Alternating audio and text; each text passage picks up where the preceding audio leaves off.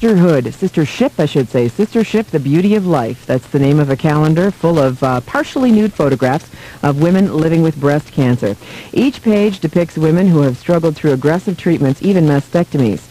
Calgarian Ginny Mitchell is a woman living with breast cancer, and her picture is also in the calendar. And she's in the studio with me now to tell us more about this project. Hello. Hi, Sharon. Congratulations. Thank you. You're Thank published. You. We've been pretty excited about this calendar. It's been a project of mine for several months here. Now, tell me the idea behind the calendar. Well, it started off with one of our teammates who was talking about the calendar produced in England by the ladies of Rylestone, and we started talking about this nude calendar idea, and at the time I thought, I'm not sure about this. But the more we talked about it, the more we thought, we could do an awful lot for public awareness, for showing that we've all had breast cancer, but we're still beautiful, we're still sensual, we're still very much alive. And that's a lot of the message that we're trying to give with this calendar. Ginny, you mentioned your teammates. What team are you a part of? We're part of the Sistership Dragon Boat team, which we have 3 boats now. It started off originally 3 years ago with 1 boat, and every year we've grown by another boat. So there are 75 women that make up 3 different boats, and we compete in dragon boat races, mainly in Calgary, but we did race this year in Edmonton and Kelowna as well. Now, you said you've been working on this for a couple of months. How did it come together? How did you find a photographer? Where did you go to shoot it? Well, we started talking about doing it, and then we had to do some research. And first of all, could we find a photographer that was interested in the project? And we discovered that the photographers were very interested in this project, and it was hard to decide. The photographer we picked in the end is called Alexis, and she's just been wonderful. She was a woman that made us feel very, very comfortable. We wanted to be sure that it was somebody that we would all feel comfortable taking off our clothes in front of. We had to be more nude for the photos than we actually show in the calendar, so we needed that comfort level. So you're not totally nude in this calendar then?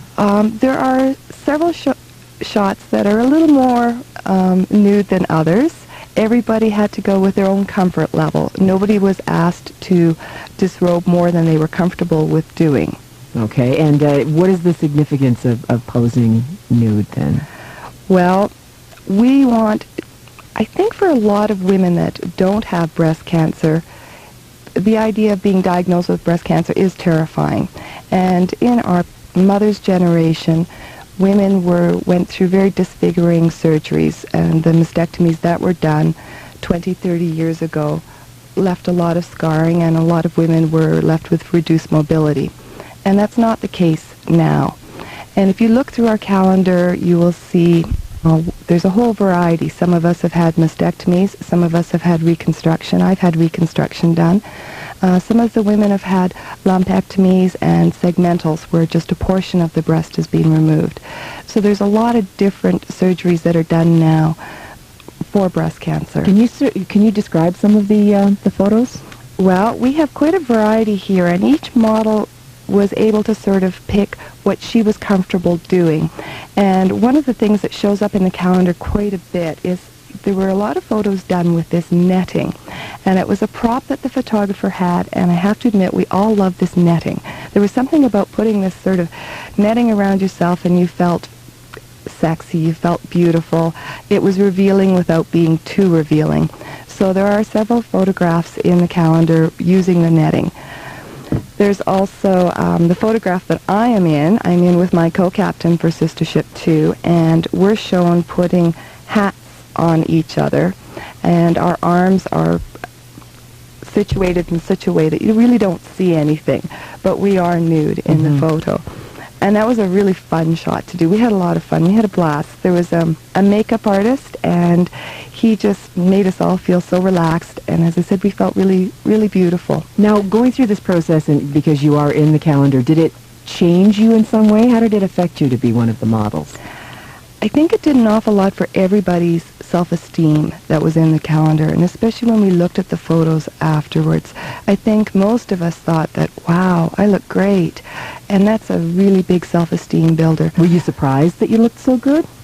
Maybe a little bit. I think some of us were. There was more than one model that said, oh, I've never had such a wonderful photograph. And a lot of us have bought personal photographs for ourselves and significant others as well.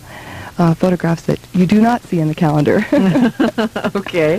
Now that you have the calendar, what will you do with it?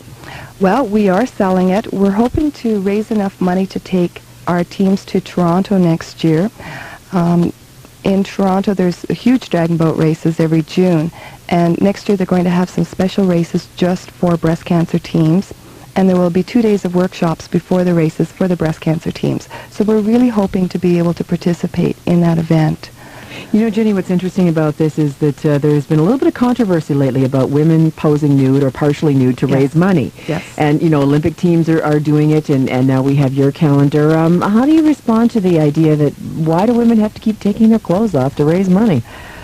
Well, I think for us it was a case of the Olympic athletes and other people that have done it. There's some incredible bodies out there and some very, very beautiful people. This calendar is made up of real women. We are your mothers, your sisters, your daughters. We are your next-door neighbor. And what we want to try and say is, even though we've had breast cancer, we're your average person on the street, and that we are still beautiful, no matter who we are. Have you had any response from any of maybe other women living with breast cancer who have had a chance to look at the calendar? And it's been very, very positive. I had a woman that I sold 3 calendars to who was almost in tears when she saw the calendar.